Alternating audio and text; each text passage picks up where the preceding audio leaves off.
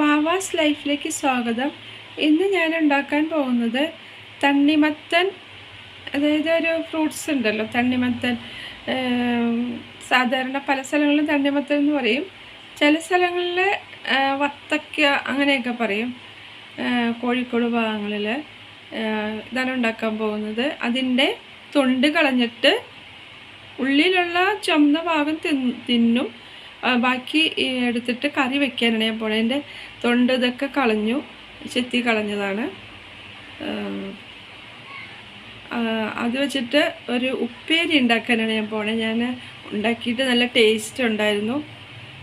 അപ്പം ഇത് വെച്ചിട്ടുള്ള ഒരു ഇതാണ് ഉണ്ടാക്കാൻ പോകുന്നത്. അതിനാവശ്യമുള്ള ഇതാണ്. ഞാൻ ഇതിൽ ഈ ഫ്രൈ പാൻ വയ്ക്കാൻ പോവാണ്. ഇതൊരു 3 കിലോൻ്റെ തണ്ണിമത്തനുണ്ട്. എൻ്റെ ഇത് തൊലി കളഞ്ഞതാണ്, ഇതിൻ്റെ തൊലിയൊക്കെ കളഞ്ഞെടുത്തതാണ്. പിന്നെ ഇതിനാവശ്യമുള്ളത് ഒരു തക്കാളി, പിന്നെ 3 പച്ചമുളക്, ചെറിയ കഷ്ണം, ഒരു ഇത്രയുള്ളൊരു ഇഞ്ചി, പിന്നെ ഒരു 5-10 ഇത് വെളുത്തുള്ളി, ഒരു 6 ചെറിയ ഉള്ളി, ചുവന്ന ഉള്ളി, പിന്നെ ഇത്രയും ഓണിയൻ, വലിയ ഉള്ളി, അത് സബോള എന്ന് പറയും. ഇത്രയുമാണ് ഞാൻ ഇതിനകത്ത് ചേർക്കാൻ ഉദ്ദേശിക്കുന്നത്.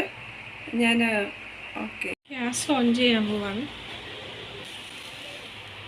കുറച്ച് വെളിച്ചെണ്ണ ഒഴിക്കാൻ പോവാണ്. ഈ ഓണിയൻ ഇടാൻ പോവാണ്. ചെറിയ ഉള്ളി ചതച്ചത്, പച്ചമുളക്,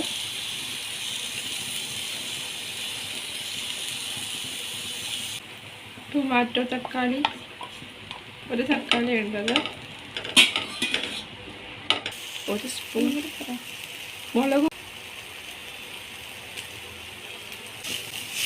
ഒരു പൊടി മഞ്ഞൾപ്പൊടി, ചെറുത് 2 തണ്ണിമത്തൻ്റെ തൊലി കളഞ്ഞത് പീസ് ചെറുതാക്കി അരിഞ്ഞിട്ട് കൊടുക്കുകയാണ്. കുറച്ച് ഉപ്പിട്ട് കൊടുക്കുകയാണ്. ഞാനിത് ഇളക്കി ഇത്രയാക്കി. ഇനി ഇതൊരു 15-20 മിനിറ്റ് നേരം ഇത് ഞാൻ മൂടി വയ്ക്കാൻ പോവാണ്. എന്നിട്ട് 20 മിനിറ്റ് വരെ മൂടി വെച്ചതിന് ശേഷം ഇത് നോക്കാം.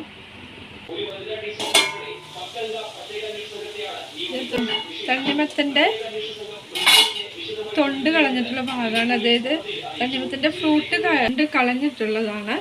ആരെങ്കിലും ഉണ്ടാക്കിയിട്ടുണ്ട്, കഴിയുന്നത് ആരും ഉണ്ടാക്കി കാണില്ല. ഞാനിത് ഉണ്ടാക്കിയിട്ട് നല്ല ടേസ്റ്റ് ഉണ്ട്. ഉപ്പേരി ആയിട്ട് വെച്ചു. ഞാൻ തേങ്ങയൊന്നും ഇടാണ്ടാണ് വെച്ചത്.